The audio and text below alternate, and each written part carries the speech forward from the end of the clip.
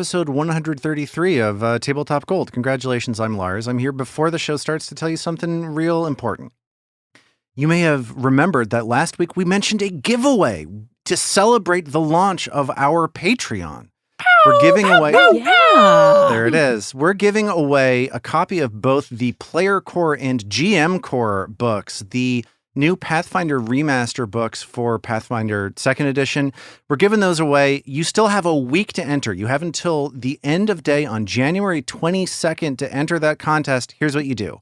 Go to our Patreon. You can either find it by going to tabletopgold.com and clicking the button for our Patreon, or you can just go to patreon.com/tabletopgold.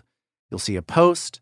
It's pinned to the top of the page. You follow the instructions on that post, and you might win these books. It's a celebratory giveaway to celebrate the launch of our Patreon.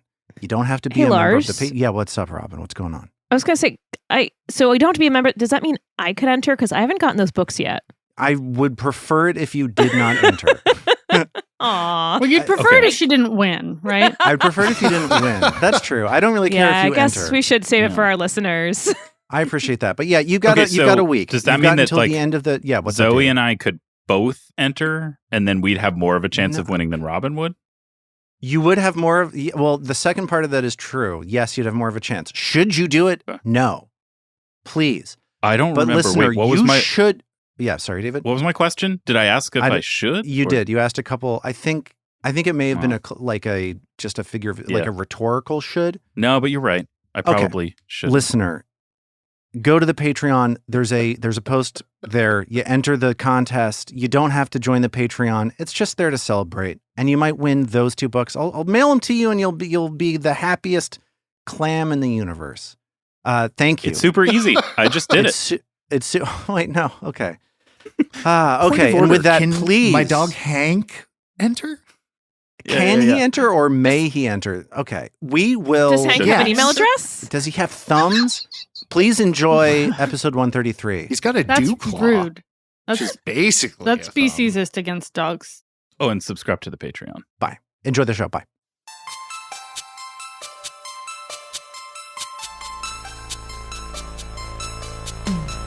In a quiet seaside town, an evil laid to rest centuries ago has risen. An abandoned fortress deep in the swamp holds a secret that could save the village or destroy it. Now, a band of adventurers sets out to dig up the wounds of the past and bring the light of day to the roots of ruin. This is Tabletop Gold.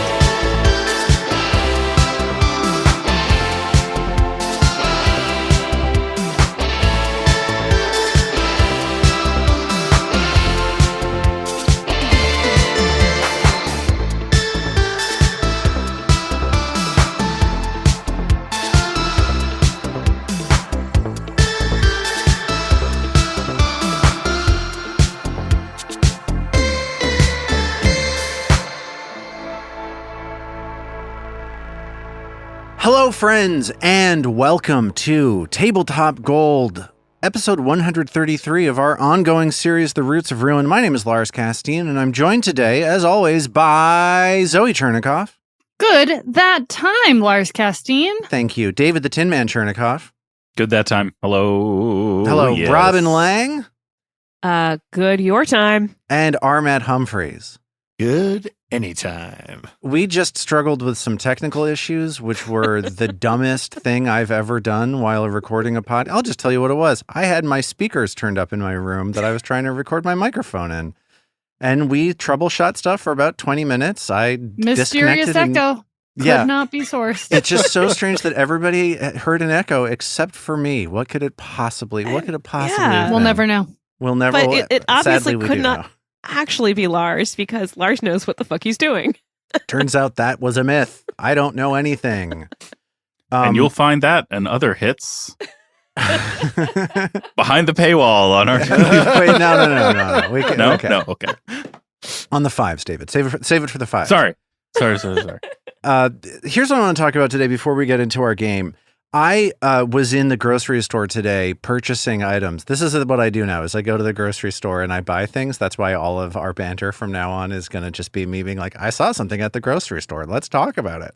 I thought it was because you were hungry. Oh, it's also known as the full Andy Rooney. Yes, this is me growing into being a tiny, an infinitely small and infinitely old man here on our show. And that actually ties into what I want to bring up. I found myself buying this product, a bottle of Fat Tire Ale. Okay. I love that. This is not a beer that I enjoy or drink all that often, but I bought it for two reasons. The first of which is not that interesting, and the second one of which I feel myself terrified about. Wait, will you tell us the two and we can guess which is which? Yeah, we'll guess which. Oh, excellent. Okay. First off, there's they market this thing now as being carbon neutral. That's always been like a bike themed beer because it's like a fat tire, right? Okay. But the packaging says like, hey, we've done a lot to offset our carbon output, and this beer is more environmentally friendly than other beers. That's Genuine Eco Brew. Yes. Reason number two is the protagonist on the television program Bosch drinks this beer. Okay. That's a show. It's a TV show about a cop who is the most boomer man in the world. He's like a 65-year-old white guy who like talks constantly about jazz and drinks Fat Tire beer and like talks about how he lives by a code and I think the I've met that rules guy. don't apply to him. It's like it's like this show that I watch compulsively, even though I don't identify. It makes me sick to my stomach to watch this. Wait, was Bosch? Was that the one where he's the sports guy? No, that was Bull. No, not Bull. That was a different. That was one. Okay, But I think it was another one where it's just his name, and he was like I'm so cool type guy. Arliss. No, not Arliss. Okay. You're thinking come to me. of sports guy. You're thinking of Boss. No, it had What was that thing that the Rock was on that went Ballers? Ballers. It was not Ballers. It wasn't Ballers. It was more I'm recent not even than close that. with any of these guesses. Who's the guy who does all the voices on Simpsons? Who's the Hank actor? Azaria. Hank Yes. Azaria. It had Hank Azaria in it. That show Unless- might actually be called Boss. Brockmire. Brockmire. Brockmire. No, it wasn't Brockmire. It was Bosch. It was Bosch. It turns out it was Bosch. Titus Welliver. Titus Welliver, the dude from the last 5 episodes of Lost. And in early X-Files episode 2. Oh. Here's my question for you. Have you ever Titus caught Welliver sounds like a name that would be in a British nursery rhyme. It would be like Titus Welliver went to the Pelliver or whatever. Yeah.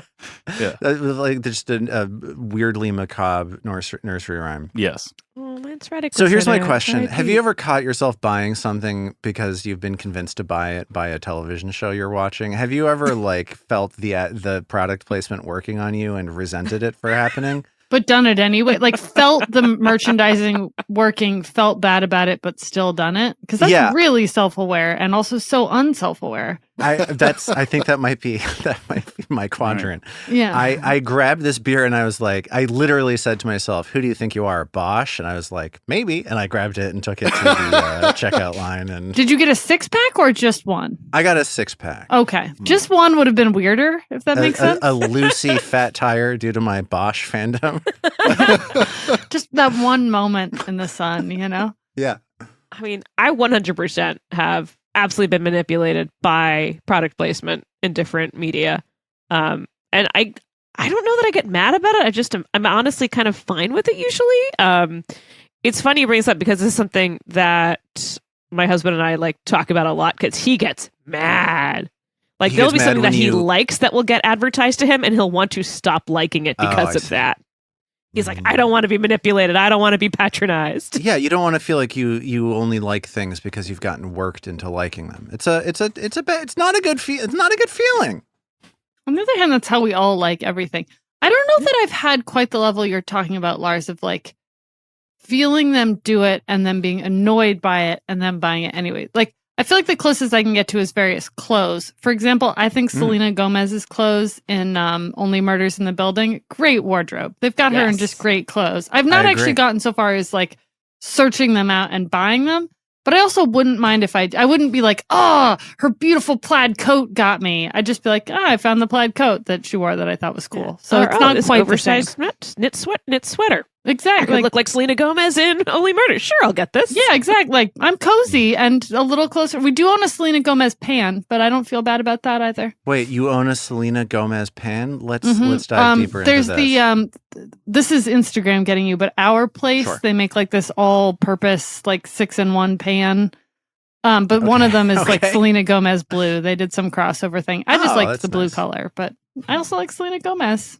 Bosch, in the latest season of his show, has started wearing a T-shirt that is the hand of a skeleton man giving you the finger. That's the kind of guy that I'm emulating. Is skeleton bird finger hand T-shirt guy. Yeah. I Well, feel bad. Hey, he's a cool detective, though, man. That's what they keep telling you like on that show. Cozy, They're- cute 30-year-olds. Is Right. or is he not Mhm. the right age for this shit? He's it's a great David, it's a great question, and I'm clap taking to it David. seriously, which is why I'm underreacting to it, because I'm really trying to think about this. The pause while everyone reverse engineered that joke was I'm gonna live on that for the next 6 months. So no, Bosch is the opposite of Danny Glover from the Lethal Weapon series. He's a guy who thinks that all of the young people are screwing it up, and so the old people have to stay around to keep doing it. He's the not right too way. old for this shit. This shit is too young for him. Yeah, I think that diagram tracks. Yeah. Anybody else have anything that they bought from a TV show? No, I'm impervious to marketing. Are you? You're the one?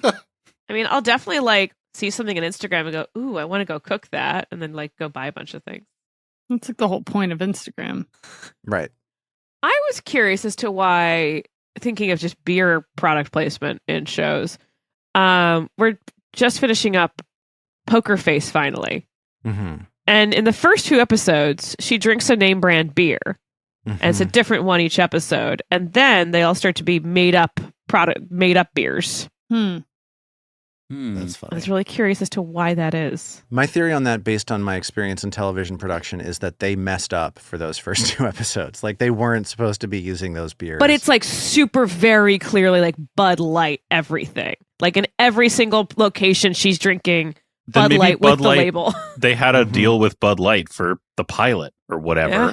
And But then then the they next didn't want to episode is keep a giving it different away. beer. They were like, okay, now Previous potential sponsor, Bud Light. Schreinerbach. It's very clearly Schreinerbach is like the plot point of the second episode or something, because the caps are actually plot point.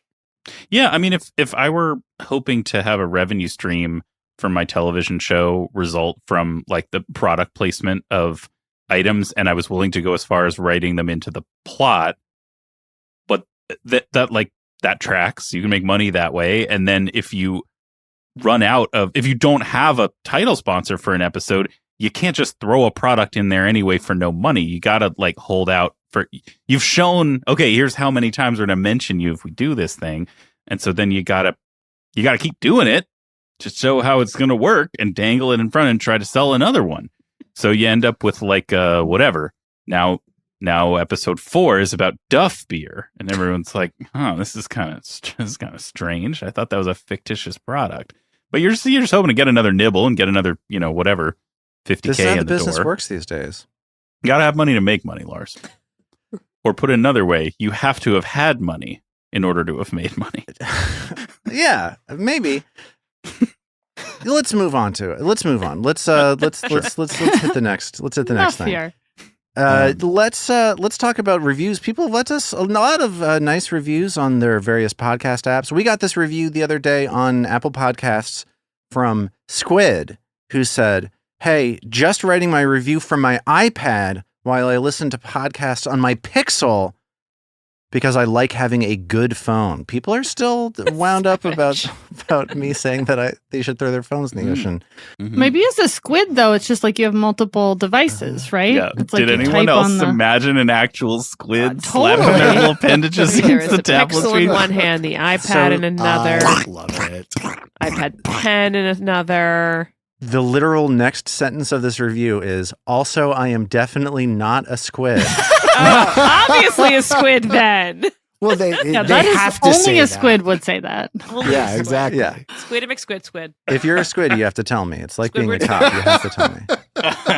And then they say good that time. So thanks so much, Squid, for that Yeah. review. Friend of the show, Squid. Squid all Thank 8 you. times squid. Good Yes. squid time. Good squid Actually, well, time. how many legs does a squid have? Squid doesn't have to have as many legs as an octopus. They're I think that it can the Vary? sky's the limit as far as I'm Infinite. concerned. Well, now Yeah. I want to know Infinite how many legs. legs a squid has. Yeah, Let's get into it. Let's play a game. While Robin looks up how many legs a squid has.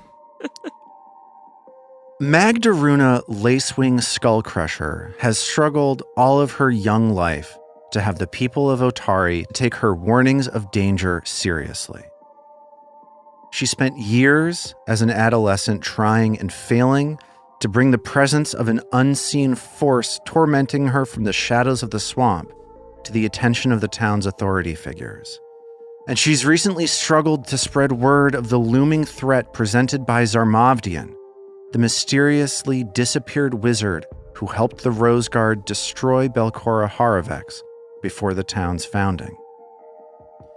But on your most recent visit to the Abomination Vaults, Mag uncovered something of a smoking gun, a map showing planned troop movements for Belcora's army hidden among the personal effects of her interdimensional war strategist.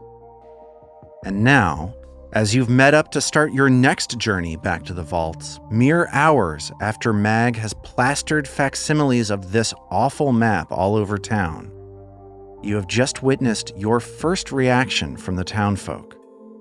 Lardis Longsaddle, head of Otari's garrison and Mag's former boss at the town guard, is marching towards you, map in hand, screaming about how Mag has just made a horrible mistake. Has Lardis seen them already? Yeah, but if you want to have Ao or Norman hiding, that's fine with me. We just sort of breezed through that setup. If you want to not be present, you can be not present. It's your call. I think Ao quickly ducks behind something. Sure. It's the bridge that we're set up on, the bridge that Crook's Nook is built upon. So there's the edge of the wall of Crook's Nook. You could potentially just duck around that corner very easily and not be visible. Yeah, she's aiming to change into someone, but Sure. she's taking a minute to distance herself. Got it. She's just gonna I can't wait. sneak up behind Lardis and choke him out. Just put him go to sleep, Lardis. Roll for initiative. Shh, only dreams now, Lardis. So as Ao ducks around the corner and Lardis is marching up, he's holding this map in his hand. He's wearing his uniform. He's wearing the Otari Town Guard uniform. And you notice as he's walking up, he's not looking great. He looks a little decrepit. He's out of breath. His skin is sunburned beneath the patches of hair remaining on his head. And he's huffing for breath as he marches up. And he shoves this map in Mag's face and says, "You've got to be the dumbest person I ever met. What is this I'm looking at exactly?" And he thrusts the map forward and presents it to Mag. Just as it says in the margins. It's a map recovered from deep within Gauntlet Keep. It shows an apparent battle plan to wreak havoc and destruction on Absalom. It was prepared by one of the allies of the sorcerer Belcora Haravex.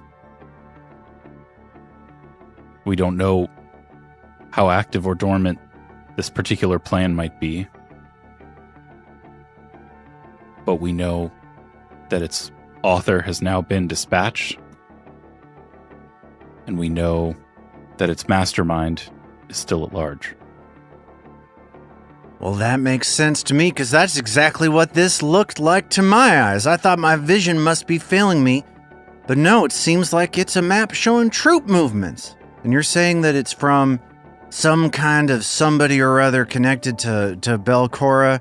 And look at this map. You see this thing? It shows the army's gonna march on through Absalom and sweep through the whole region. That's what this map says. I wasn't just imagining that's what it said. That's what it says on the map. Well, good. Because this thing is terrifying. And he shakes his head for a second. He says, a few months ago, I didn't believe you. I didn't believe you at all about the trouble up there. But if you'd come around then, with proof like this, I would have believed you. So if what you're looking for is a, I told you so, then you got it. Sure, Magdaruna, you told me so. Now you've told me that there's something bad going on up there. And I would have told you then, if you had come to me then, with this thing, I would have told you that we need to get someone to help the town out. Someone to keep everyone safe from whatever sort of creature made this map and whatever sorts of creatures are going to be in this army that apparently is going to kill everybody. But the thing is, Magdaruna, it's not a few months ago. It's right God's damn now. God's damn. And that help that we're looking for, we've already got it.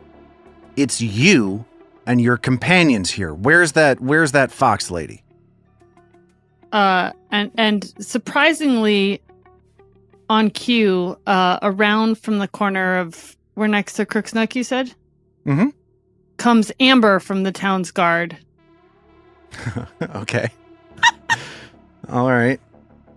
Sir, Captain Lardis. Hello, sir. I come from a meeting that we were having to talk about how great you were and to say how much we thought you should send us to help these brave heroes in whatever way they needed. Because we've seen the maps and we think they're scary and we think more of us should be sent to help. Sir, you're great. Is this what you're looking for? From what Amber is suggesting here, that we just send a bunch of the town guard into that nightmare nest? Well, sir, I was just thinking we'd sit around outside, and then if they needed us, they could come get us, and there'd be 4 or 5 of us at all times on a rotating post, but we wouldn't endanger ourselves, sir, until these heroes told us they needed us at an appointed time. Right? And she casts around, sort of grinning, perhaps more than you might expect someone in this situation to be grinning. Oh yeah, that's a great idea. Is this it? Mag, what do you think of this plan? It's the first time hearing of it. Zayo's world, we're all just living in it. It's weird. It's the first time I'm hearing of it too, so I just thought I'd throw it over to you to see what you thought. Because frankly, this is getting quite perplexing for me. Evaluate it together. I think perhaps alongside mobilizing the town guard to support us as we engage with a threat at the keep, perhaps you and Mayor Menhemes might see fit to solicit further forces from Absalom or from parts between, or at the very least to alert the folk there who would respond in battle to the notion that this threat may be amassing. He looks at you for a second. He says, I suppose we could do something like that, but I still think you're dumber than a soggy ant colony. There's no need for that. You're living in the past. You think that the town guard can help you? You think that Mark, and he points back towards Mark, who's picking something out of his nose with his sword. Do not badmouth Mark. You think Mark can handle anything remotely related to what you're handling right now? Honestly, yes. And he gets up in Mag's face and he says, you're living in the past. You think you're still the same teenage girl you were back then? You think you're the same person who found Ray Sheen's body mangled by whatever it was that did that? You're more of a fighter than anybody in the town guard. Probably more of a strategist than Amber, although the plan that she came up with was interesting and worth considering for sure. But there's not a single person here who can do anything like what it is that you do and your friends do. That's what steams my potatoes. So you were kind of bearing the lead with saying what you said to Mag? Because I was about to get real mad at you. No, I still think you're stupid. I am perhaps not sharp enough to know whether or not that was a compliment. It seemed like it had some It was. elements of both. Says Amber, popping a big bubble. A bubble. Amber, I don't need your help, damn it. Yes, sir. Sir, you're so great. Again, maybe you might. I think my friends and I here are experienced enough by now to know that we ourselves are the most powerful assets Otari has here and now. I can't imagine why we'd still hesitate to sound the alarm. Why have this foreknowledge rest with only us? We are stronger when we are many. And yes, I'm stronger now than I was. I've made myself as strong as I can be because as long as I have been trying to warn this town of the threat, I've learned I am the only one that I can count on. So yes, my shoulders are broader than they were. When I enlisted, the night I found Rasheen's body, and the day I left the town guard entirely. But why rest this all on my shoulders? Why rest this all on our shoulders? Send word. Send for help.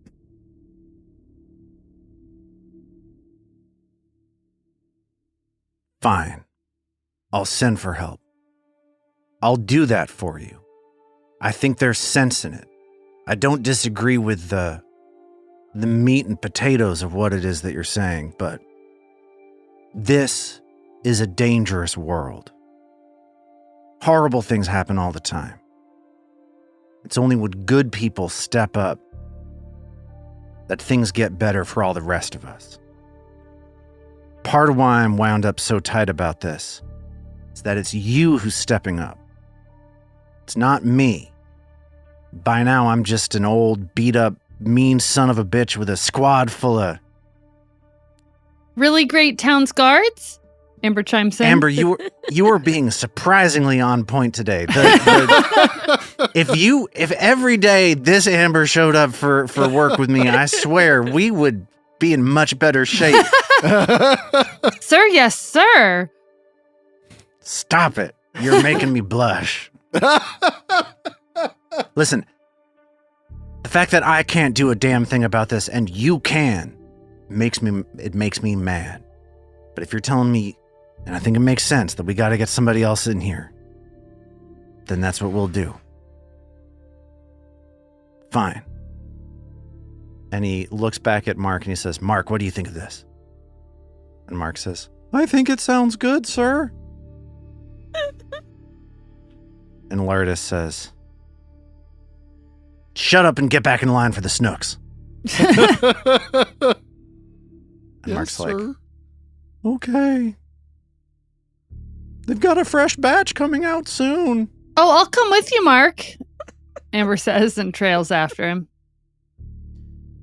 Mark grabs your hand overly familiarly as you walk away, as though you share some sort of a secret. No. some hidden relationship between Mark and Amber. My God. Next week on Love Island. And Larda says, fine, I'll talk to the mayor. We'll send word and we'll get some people to come out here and figure out what we can do to at least beef up security. We'll talk to you and figure out what it is that we got to do. Because frankly, if you're saying that we need something, you know a whole hell of a lot better than I do what it is that we need. Even though I think you're a coward. And a dum-dum. With that, Mag, who had turned her head to follow the conversation, turns back to Lardis and squares her shoulders to him and says, "There is one more thing that I need from you." All right, what is it? And with that, Mag reaches forward with her left, weaker hand and grabs a handful of his shirt and lifts him off the ground. So his boots are swinging back and forth. Is the left one the one that was cut off? Yes, that's right. And as she does, the magically repaired fingers of that hand begin to glow red, and her braid begins to glow red, and her eyes ever so gently get just a tinge of red rage to them. And as he dangles from her grasp in front of what I can only assume to be the longest brunch line in Otari. The only brunch line in it? No, there's brunch down at the docks too. Mm-hmm. We've had that too. Mag says... Nobody, the food, it's a food poisoning issue. The line is crazy long today. Mag says in a whisper, loud enough only for the party and Lardis to hear,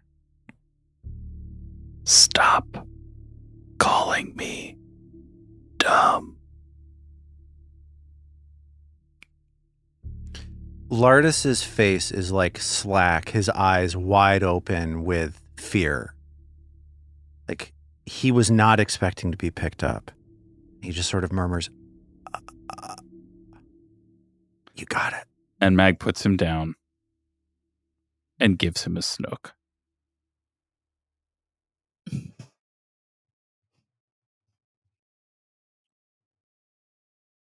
So, where are we going now, Trill will follow everybody? Mag anywhere at this point. She's never been prouder of her friend. We were, I believe we were on the way out towards the titular Abomination. Yeah, let's head back to vault, to town, right? No? Oh, no, okay. Wait. Yeah.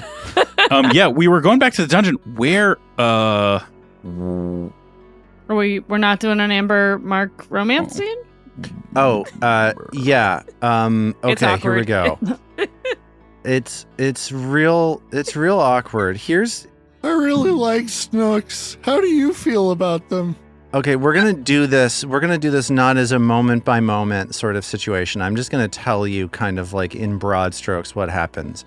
It's one of those episodes of Frasier where it's like Frasier is wearing the wrong clothes and he opens the swinging door from the kitchen and he comes in and Niles is like, "Oh, thank God." And they have like a double entendre with each other. It's that, except there are two Ambers and Mark and Ao and Amber are having crossed wires. It's a classic sort of Right. English comedy of farce errors. that- Errors. It's a Yeah, comedy when- of errors. Yeah. That's what it is. In the end, Mark gets no one because both Ambers are mad. That's right. And he's like, "I don't know what I did." All I said was I liked Snooks a lot. I named my weapon after you, asshole, Ao says and storms out. While still Amber, everyone's confused. Yes. Yeah. Imagine Mark looks at the other Amber and goes, "Wait, you did?" But, just imagine somebody wrote a really good one of those, and that's sort of There you go. how it broke down. Perfect. Has anyone seen the reboot of Frasier, by the way?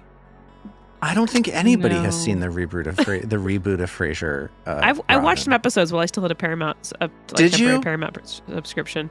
I didn't hate it. I don't understand the point of doing a second Frasier series without David Hyde Pierce.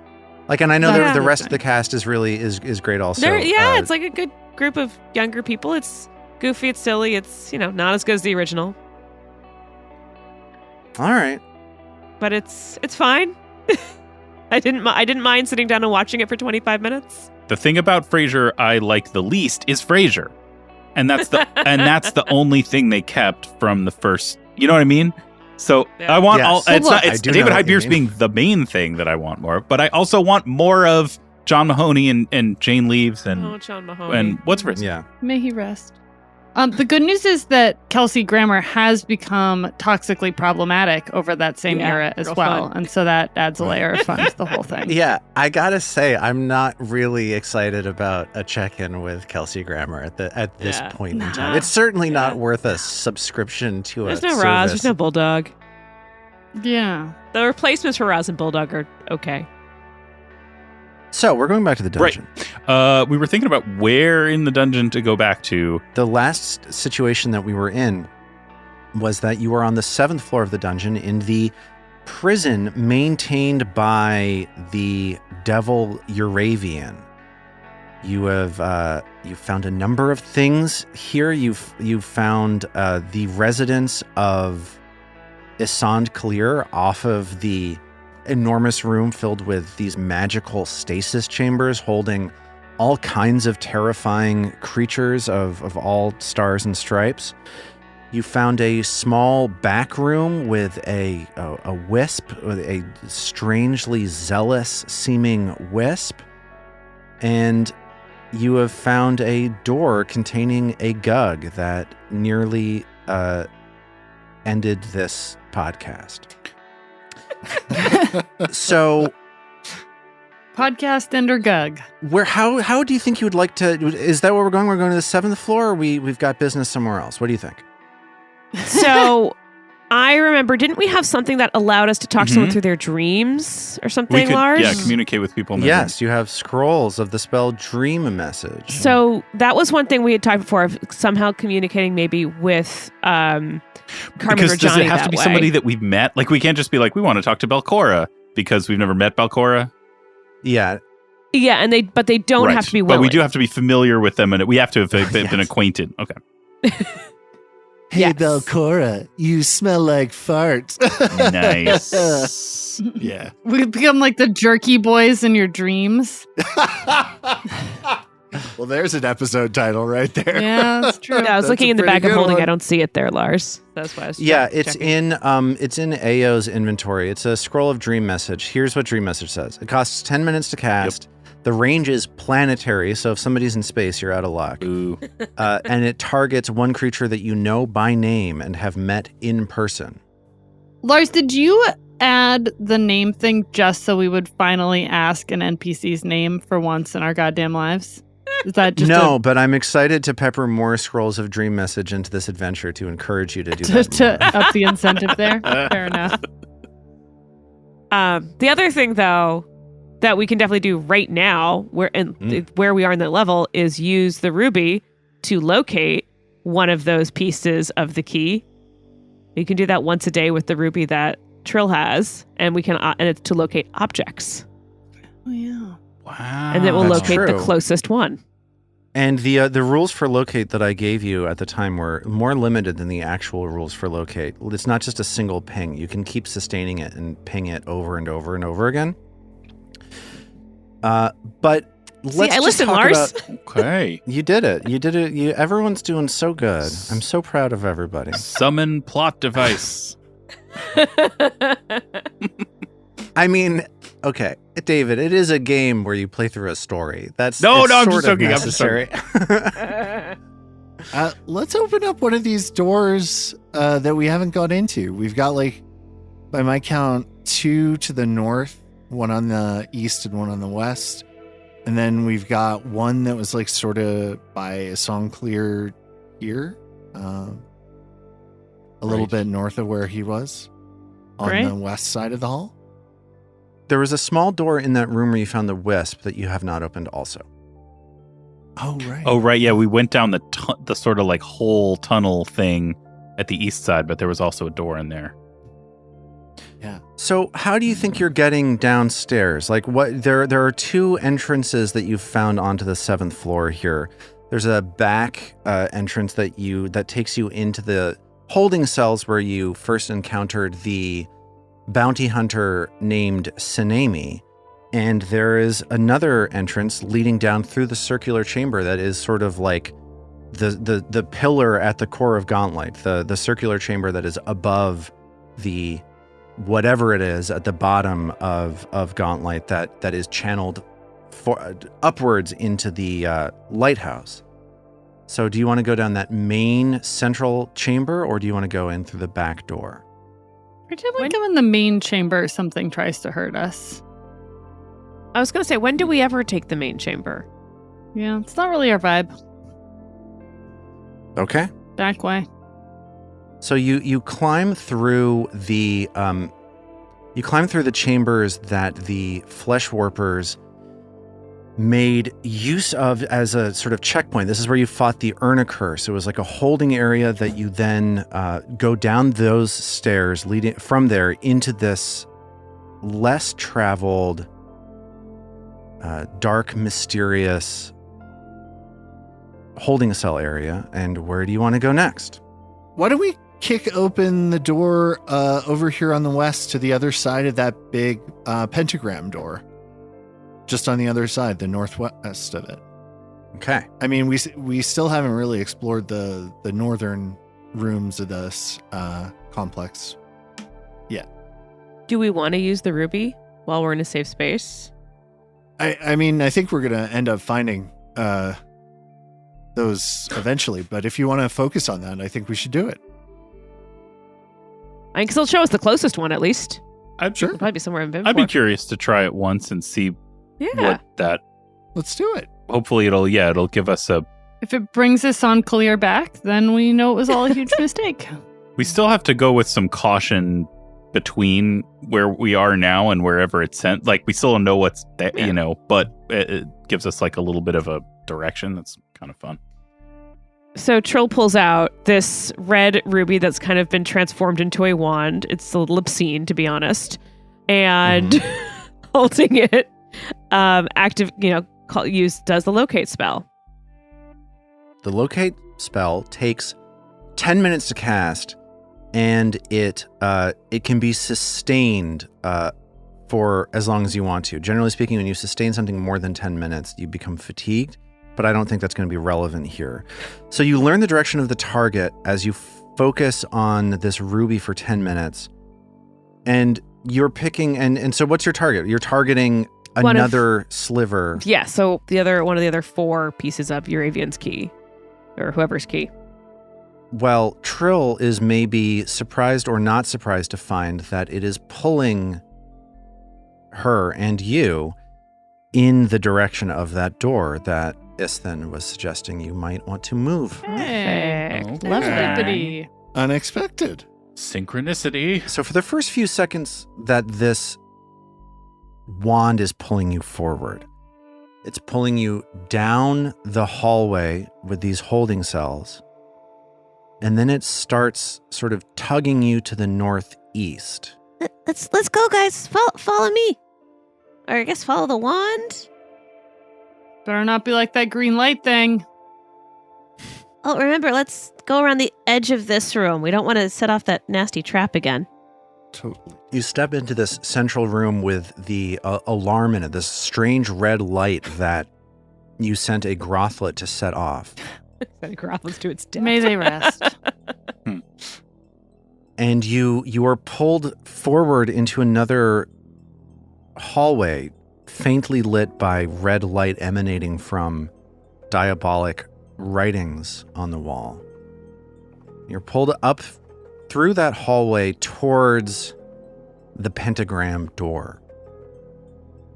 And as you get into the hallway in front of the pentagram door, as the wand of locate is tugging you forward towards this set of double doors that we were talking about, you notice that there is a creature set up Jesus Christ. in that central chamber. I imagine that because Yes. we know there's always something in that central chamber, as soon as we open that, like, we are careful to open that door going into that central area. Okay. Right? You're also sustaining the locate spell, Well- which is essentially like you are yelling the entire time as that's happening. Really?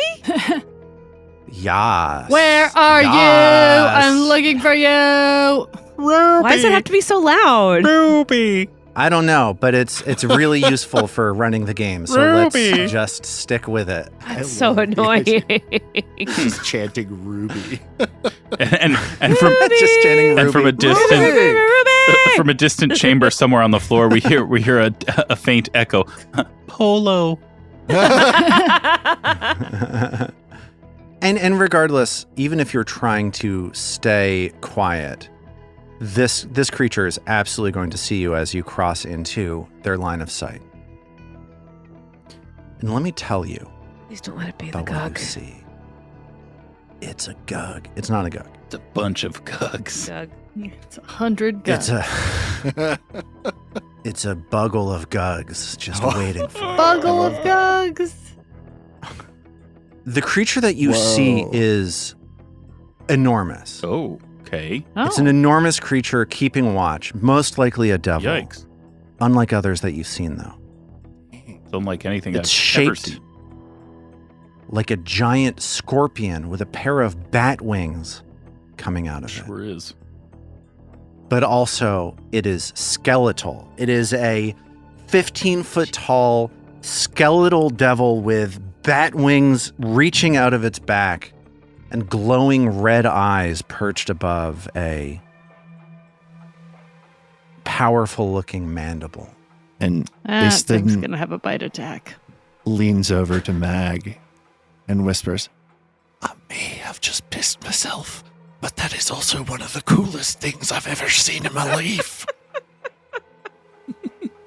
And there's a bit of a clash between Istin thinking this thing is cool and the body language of this creature, of this skeletal scorpion bat.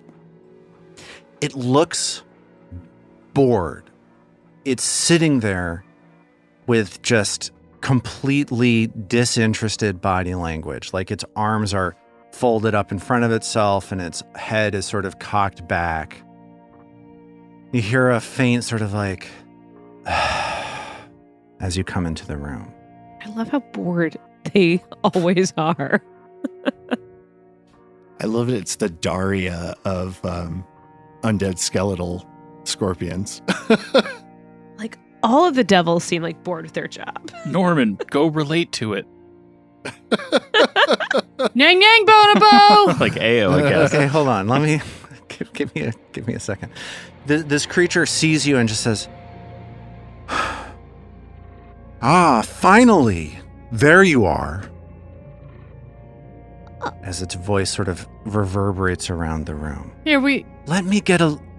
Here we are. In the course of this, AO has sort of confusedly transformed into Norman. Okay. Here we are, and he bows sort of overly magnanimously.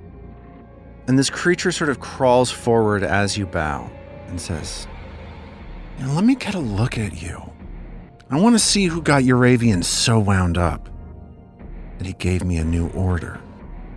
And she looks you over. This creature looks up towards Norman, cranes her neck around to look at Mag and Istin, and then peers back at Trill, who is maybe still sustaining the locate spell as it's telling her, "Go into that door, go into that I think door." at this point, Trill's like, has stopped sustaining and has Okay. moved her focus over.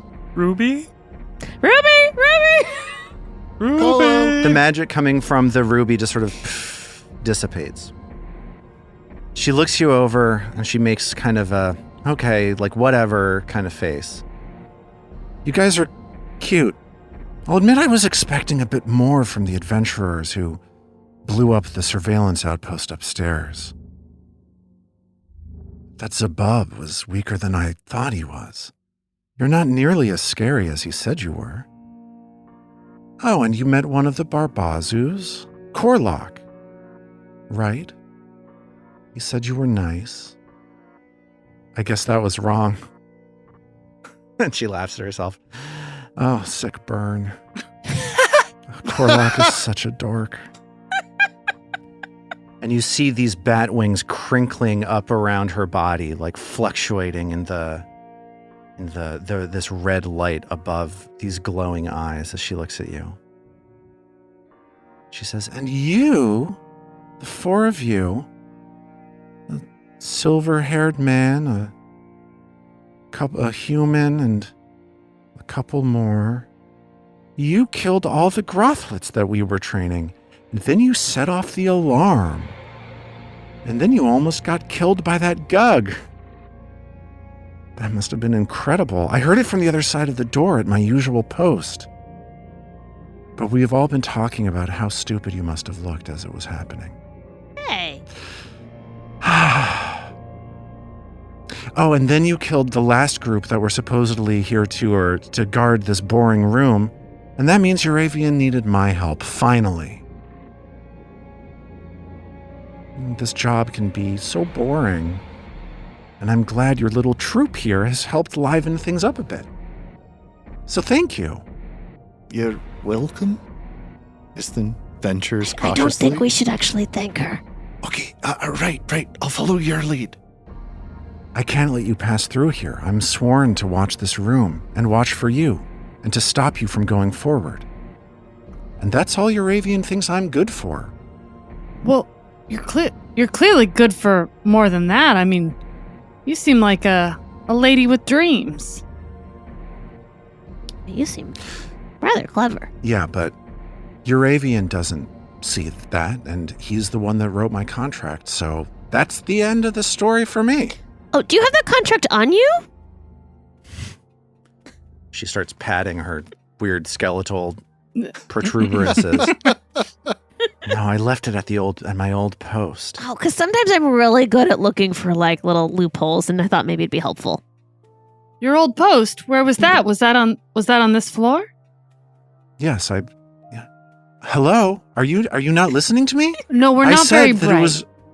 Did we ask her name? I was about to say, Mag, super quietly from the back of the party, just says, "What was your name?"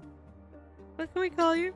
She scuttles forward and presses her face against Mag's and says, "Good question. You can call me Eyagian, because it is my name." Hi, Eyagian. You all look ridiculous. Hey, check this out. And she pulls out a thing and goes, "Bzz," and I need everybody to make a will save.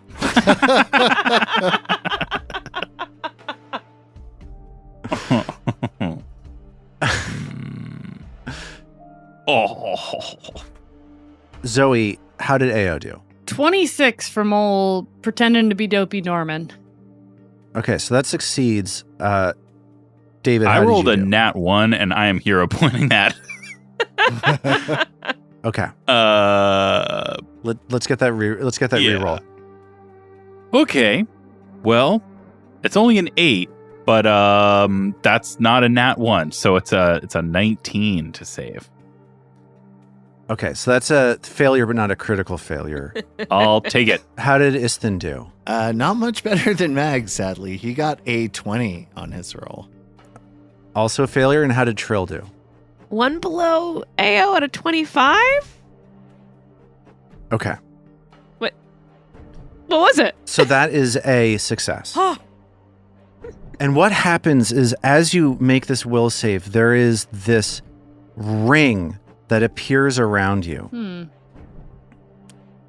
And there's like a phantom bell hanging in the air above that ring. And Eyagian says to you, "Okay, if you lie to me, that bell stays silent. If you tell me the truth, that bell rings. So I hope to hear some bells ringing." Ring, As I ring, ask you ring, these ring, questions. ring, ring. Norman starts singing. So it rings if it tells the truth. It rings if you tell the truth. So here's so the deal. clever. If you failed, You asked which is the other bone scorpion what it would say.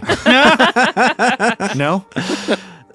so if you fail, the which Mag and Iston did, any lie that you tell will never ring the bell. If you succeeded, when you lie, you have to roll a deception check. And if you pass that perception check to beat like the against all the targets, then the bell rings. So you can lie to convince the bell that you're telling. Oh, this worked out well that AO and I passed this. Yeah. However, since you're while you're inside this ring of truth, you take a penalty to deception checks. So she checks hits out. you with this spell, and she starts asking questions. And she looks towards Trill and she says, "You, what made you think that wig would look good?" Excuse me? Woof. Excuse me? This wig is fabulous. This wig is the height of fashion in Otari. How dare you? The bell rings. Ding! She shrugs and she turns towards Isthan. She says, "You seem really smart. Does it ever make you sad that nobody respects you or understands what you're talking about?" Oh my god. All the time. Oh. The bell rings. And she looks at Mag and she says, "You look really tired. Why do you look so tired?" I sleep poorly.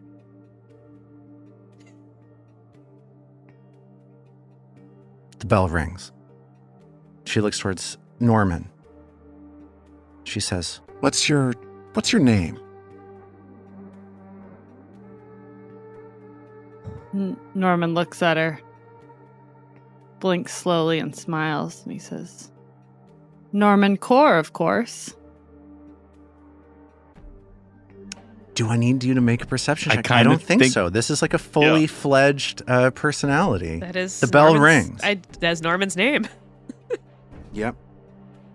And then she looks at you and she looks like she's getting upset and she says, "What's your plan for when people start seeing through the front that you put up and people start realizing what you're actually like as a person? Do you have a plan for that?"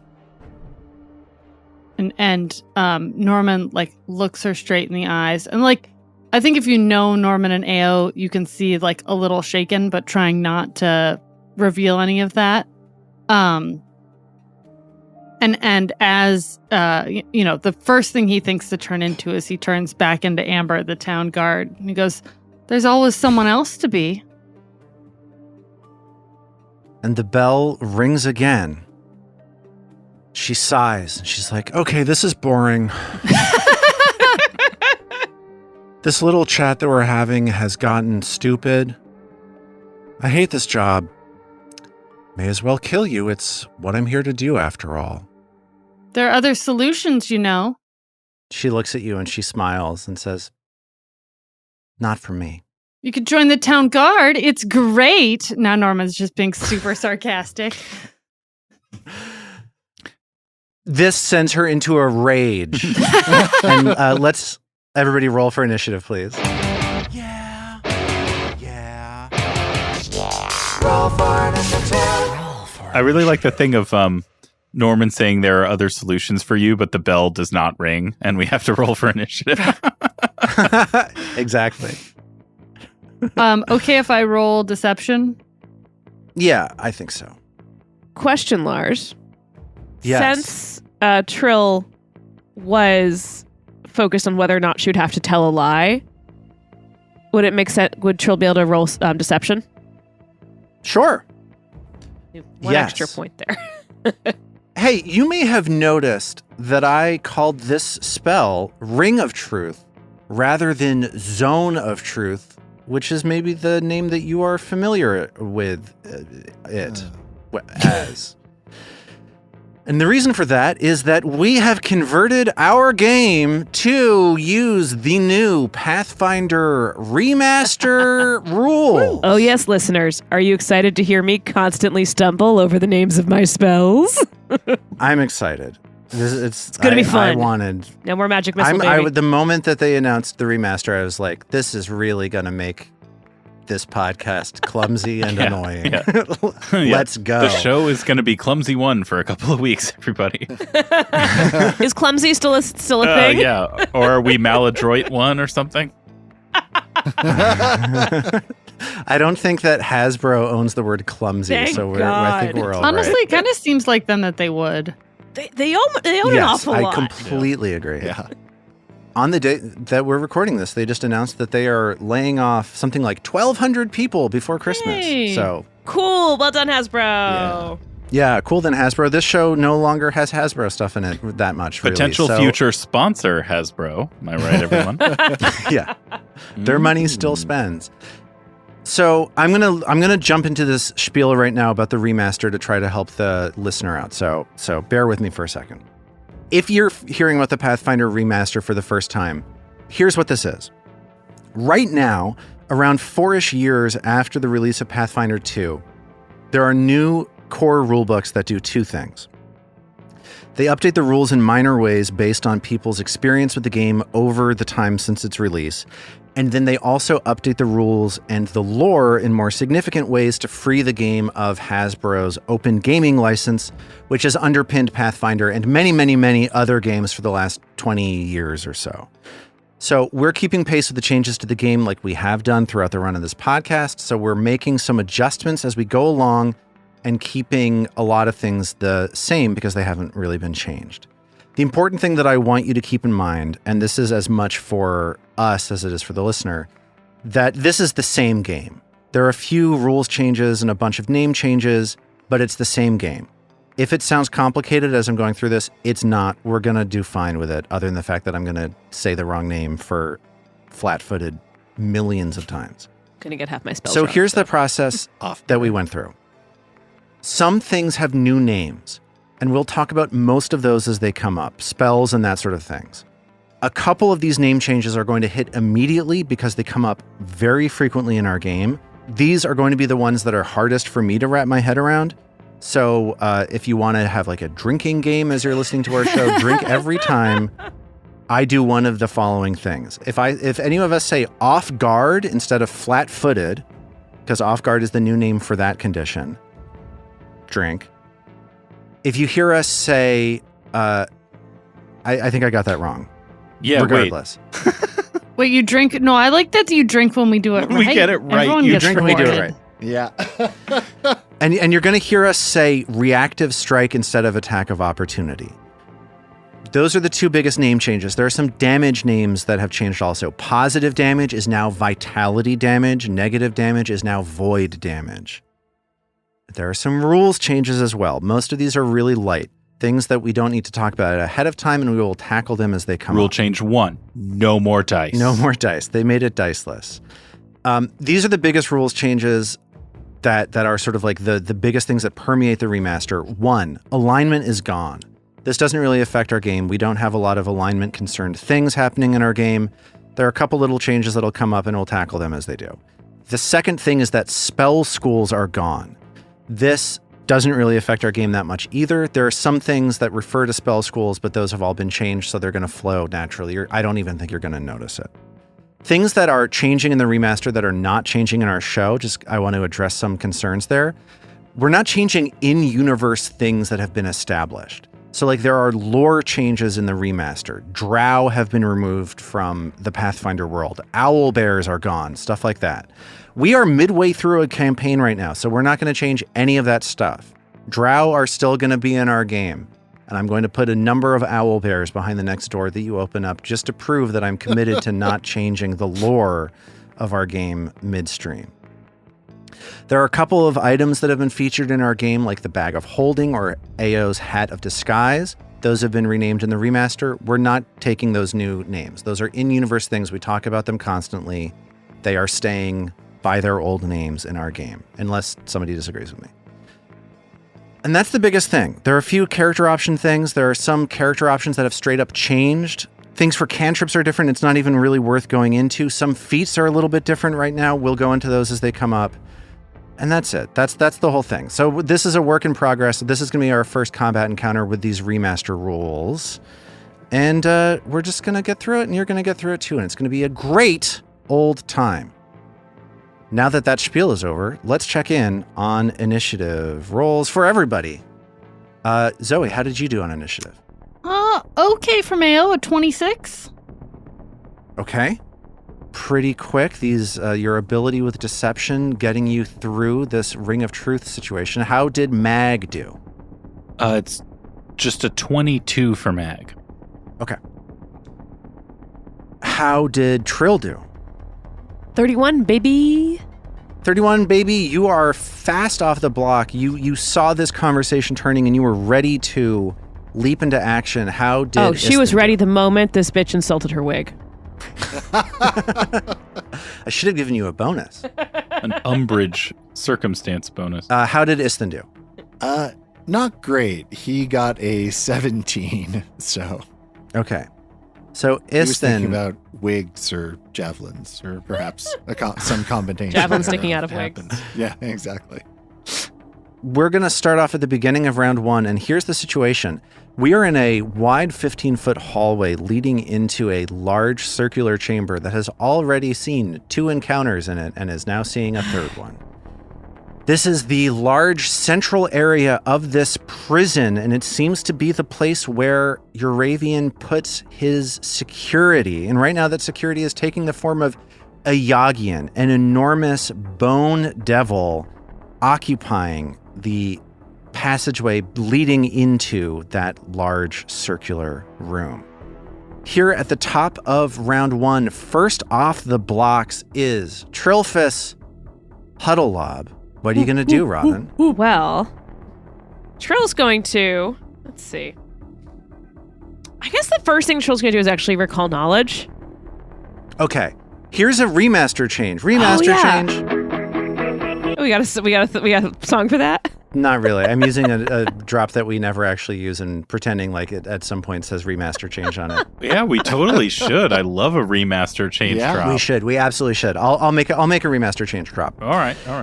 Bow, chick, So, wow, Robin- wow. There we go. We'll be like that. It's All just done. super porny. It's just this like. So, Robin, one of the things that's changed in the remaster is your feat for being a gnome. Gnome obsession. Yeah.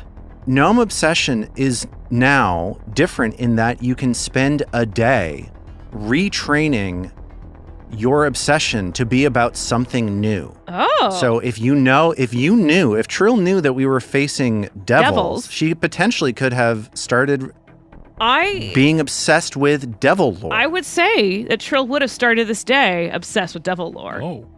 All right. So Trill is now a master in devil lore thanks to the Pathfinder remaster. Awesome. So if you want to make a recall knowledge check, give me a blind devil lore check. Okay, I just got this blind check, and you know that this is a creature called a bone devil, also called an oceloth. Remaster change. Bow, chicka, wow, wow. Someone's already drunk. In the new rules for recall knowledge, you get to ask a question about this creature. What question would you like to ask? So I want to know if it's immune or resistant to anything. Can you narrow that question down? Which is more important to you, immunities or resistances? I guess immunities first, definitely. Like, what is Okay. going to be useless against it? You get the sense that the magic of fire will do nothing, or fire damage period will do nothing to this devil due to the fact that it's got no skin. Nothing That's to burn. good for Istin to know. Yeah. And that's the No only. So that's all I'm rotisserie. getting. Bone devil. Yep, that's the answer to your successful recall knowledge check. Okay, so successful recall. I'll give you one more thing. Oceloths are known as inquisitors. These are devils that are sadistic. They do torture to people. And they search out heresies and untruths among mortals and devils alike. But she is a sadist. Good. It's dark. Okay. What could go wrong? So the only immunity is to fire. So Trill will probably be a little bit closer. So okay if I move her closer, just knowing that they were talking and everything. Yeah, that's fine. So Trill then is going to, I think, lingering composition, still the same, into Dirge of Doom here. And that's still the same as well. It is. So that was privately, so I don't know how it went, Lars. It's still doing that I don't know thing. why it always does. I know. I don't understand. There's probably some actual rule that tells us that that's how it should be. So that was a 25 on your performance check, which does not beat the DC of 26. So this is going to be one round of Dirge of Doom. Okay.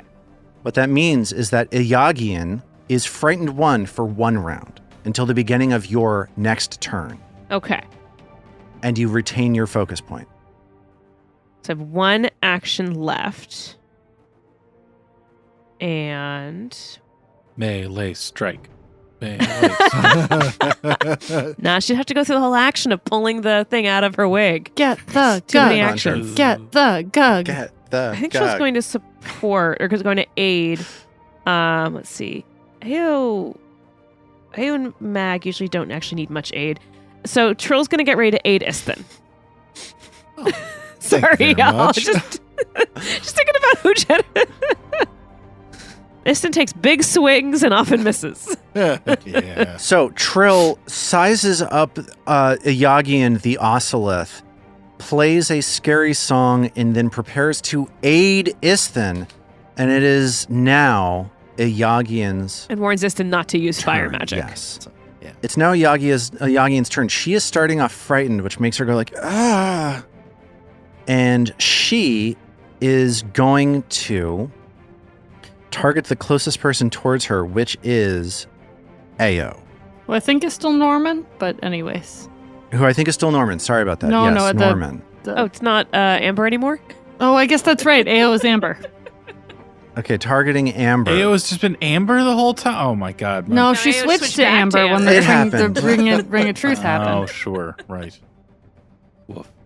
Iyagian reaches forward and her tail darts forward and tries to stab at Amber with a stinger. That is a 31 to hit. That'll hit. So the first thing that's going to happen is you will get pierced by 22 points of damage. This is a combination of piercing and spirit damage, Ooh. which is a new thing in the remaster. This would have been Bow, evil chicka, damage. wow, it is now wow. spirit damage. Sorry, you were saying? And so you get stabbed, bow chicka wow wow, remaster news. And I gotta make this drop. I didn't have enough other things happening in my life. Now I have to make a drop. It's fine. Well, Alternately, I can keep doing right. You this. could keep paying the price for it. It's really up to You you. can just relying on Zoe. It's I need you to make a fortitude save as you feel poison from this stinger running through you. 29. Whew.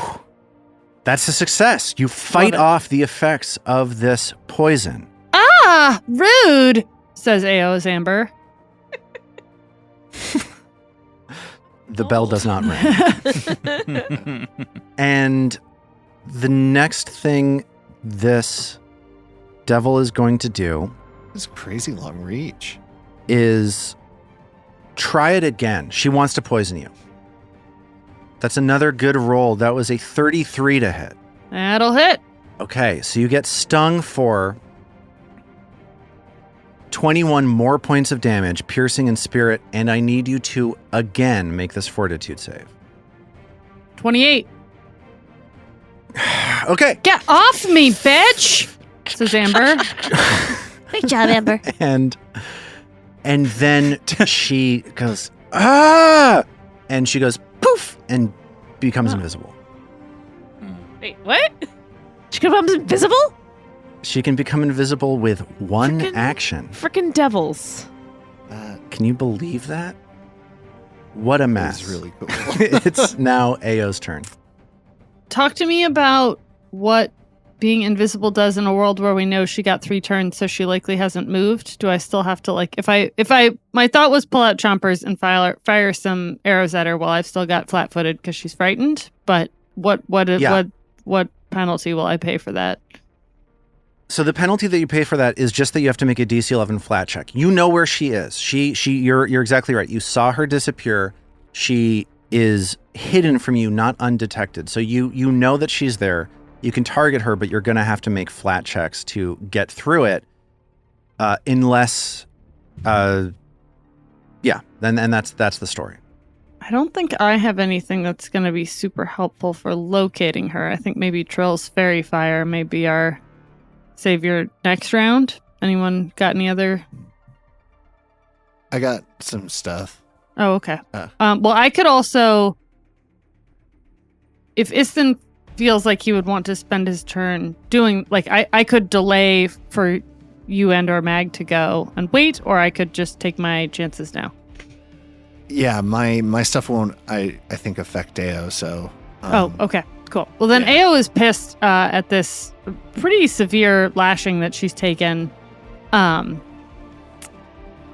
This is ridiculous. I mean, we tried to be friendly, like, I'm just part of the town guard or whatever.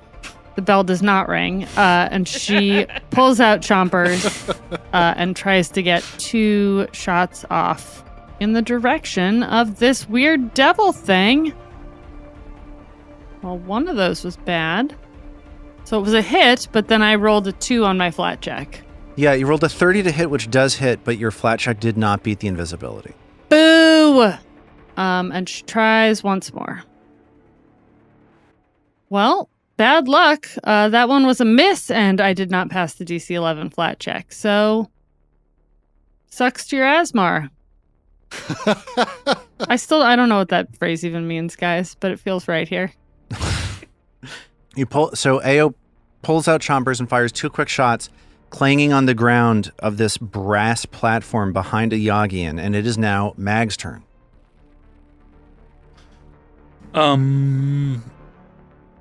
Okay. Well, let's go swing wildly at the large patch of air where we last saw the 15-foot wide bone skeleton scorpion, which is Scorpion skeleton. It's one of those sentences that I didn't think I would be saying when I woke up today.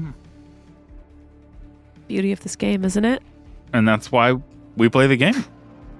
That's why we play the game, is to figure out what bizarre sentences we will be forced to say before the end of the day. This is the game called that everyone calls the beautiful game, right? Right? Mm-hmm. This is the one? That I spent a while calling it the beautiful game, literally on Twitter, and nobody enjoyed it at all. Nobody thought it was good. What the Brazilians call the Jogo Bonito.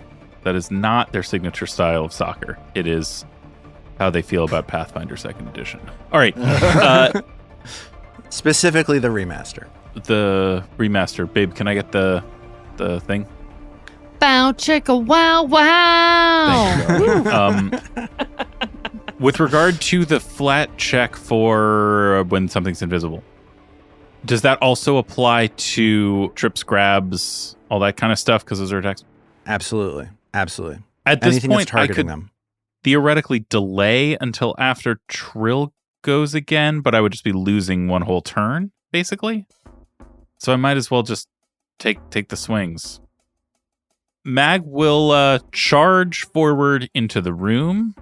In keeping with the theme of this episode, Mag, no longer a teenage dweeb, now a giant badass. And she can't quite get to the other side to flank.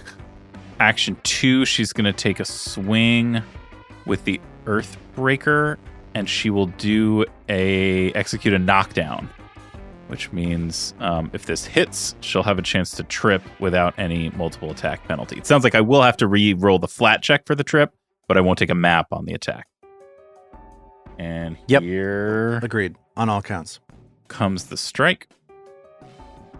Looks like it was a 29 to hit, but only a 10 on the flat check. So the strike is a swing and a miss, and I think that means I don't get a chance to try the trip. I think so, too. And Zoe, get ready. Knockdown is now called Slam Down in this game. Bow chicka wow wow. Each time it gets just a little longer. Why is it just called Slam? No, don't do that. Don't do that. We will be. The reason for this name change, and I don't want to slow down the combat too much, but the reason for this name change is kind of uninteresting and sort of frivolous. There is a monster ability called Knockdown, and they changed everything that is named the same thing but is different. I was just saying, So there you go. Slam Down is kind of dumb. Like, Slam would be fine. Or Smash. Yeah. Or trip. Yeah. But, like, Slam I Down think it's is... a reasonable Or criticism. trip and strike. Yeah. Trippy There was a Sticks. better name to be had there. Triplins. Well, that's Mag's Okay. turn. Trip hop. So that's it for Mag. This invisibility is really annoying, everybody. Oh, and I hey. apologize. It is Isthen's turn. Good Cool. bit. Iston is going to move up, cast Sure Strike, which we formerly remastered version was True Strike. And he's going to strike at this lady. And Trill's going to aid a little music to try and distract the scorpion. Nice thing about Sure Strike is that you don't need to pass a flat check for attacking a hidden thing, Yeah. which is great. So how did Trill do on this aid? Trill got a natural 1. Oh, buddy. Okay. So Trill's Still like, a 20 string because breaks. freaking performance is so good. Trill string breaks and like flies in Iston's eye or something. Like what? How badly does this hamper him? I'm so sorry, Armin. Oh, what was that? Trill, Like, your wound I is chose poking me in the back of the neck. I chose Iston because he always needs a little bit of help, and all I've done is make it worse. And with my third action, I will mess up the rest of the party. No worries. So Isthen, you're going to get a -1 to whatever is the outcome of this Sure Strike. Okay. Sorry. Yeah, okay. I was trying to see if I could get into Arcane Cascade, but that move has kind of messed me up. So here we go. Here's the strike.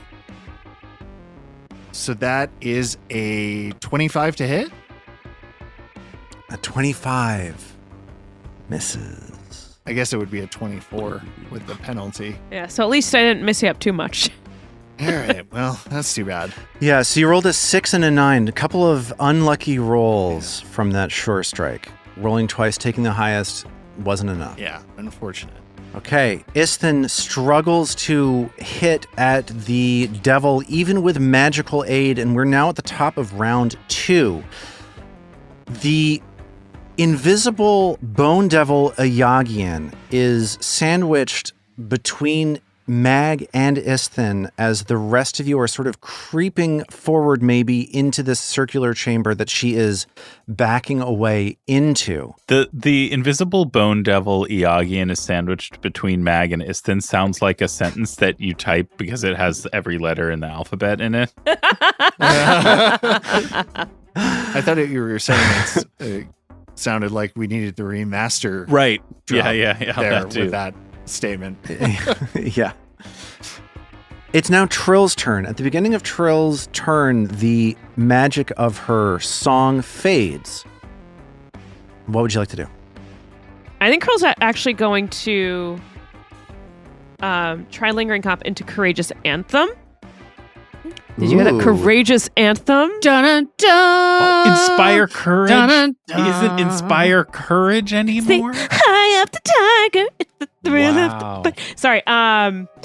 Yeah, because I think having seen what happened with Isthen, she feels like she needs to boost people rather than she needs to buff rather than debuff right now first. That worked. So that was a 38. Critical success. nice. 4 rounds Thank you, of Trill. lingering composition. Yeah, so Courageous Anthem for everyone. So Huzzah. everyone's properly courageous now. Hopefully it won't be a big deal that I haven't continued to debuff with the fear effect.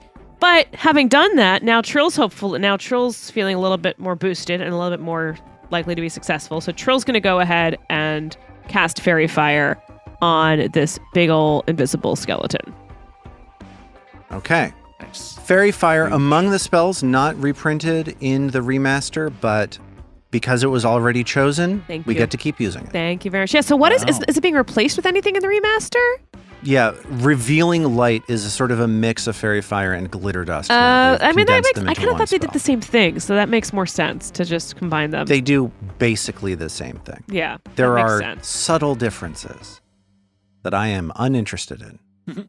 And yeah, Trill placed the burst, where she knows that it was, because it hasn't moved. So you coat Iyagian in. I think this one's going to be gold because it looked kind of goldish. And Trill likes to respect the energy of who she is trying to kill. Yeah, that's We'll use every part of the body. super chill. The teeth. I Mainly guess the any teeth. other parts someone wants to use. Super chill. I kind of like the idea that that Trill's fairy fire would be forcing this thing to look like the wig that it insulted. I should have made it iridescent, yeah. How you like that, bitch? See how it looks on you. So Iyagian goes, "Oh, gross," and looks at this light all over her body. And is that it for Trill's turn? That is it for Trill's turn. Huge. It is now Iyagian's turn, and it is a different situation now as she is between Mag and Isthen. And here's what I'm going to do. Y'all, I don't know. She reaches forward towards Mag and tries to chomp on her with her jaws. Oh. Bite attack. Believe it. That is a 32 Mag to hit. declines. Yes, that hits. That hits Mag. That hits Mag for 23 points of piercing and spirit damage. Something so degrading about getting hit by spirit damage. Yeah. It's going to happen a lot in the remainder of this floor, so. You guys have got to work on your cheers. I don't think you really care about sparkle motion. Exactly. Same wavelength, Rob. And as she does that, her invisibility her invisibility completely goes away. The way that this level of invisibility spell works is when she does something hostile, it And pops the does that invisibility trigger a reactive strike? No, it's an attack. What does the attack trigger? Oh, this. No. The next thing that's going to happen is that Iyagian is going to try to hit Mag. I think Iyagian doesn't know much about Mag and is going to run to put some distance. Well, then let's go ahead and just trigger a slam down of reactive strike. Yes, the trigger's reactive strike. Reactive strike, everybody. Zoe. Bow checka wow wow wow wow. Got the reverb. I like on it's that now one. becoming an early 90s sitcom trope. Yeah, it's Yep. morphing, much like the thing it represents. Really hit the whammy bar on that last one, babe. So yeah, go ahead and take your strike, dude. It's a 25 to hit. 25, the same number that Isthen hit with, that misses. Weak. As this stinger pops out from behind her back and flies right at Mag. A 1 on the die. That means I gotta draw a fumble card when we pick up from here. Damn it. This is... Damn it. Okay, we'll pick up from here next time. Damn it. Love to see it. Bow chicka wow wow.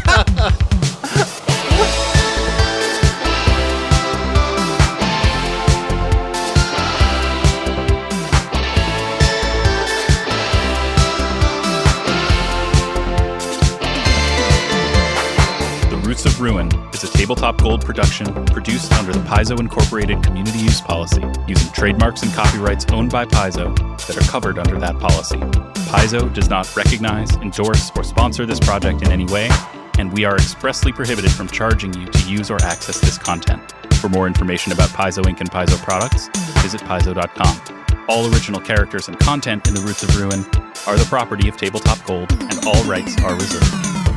We at Tabletop Gold would love to hear from you. On our website, tabletopgold.com, you can learn more about us and our shows, pick up great merch, and connect to the best online community in all of podcasting. Thanks for listening.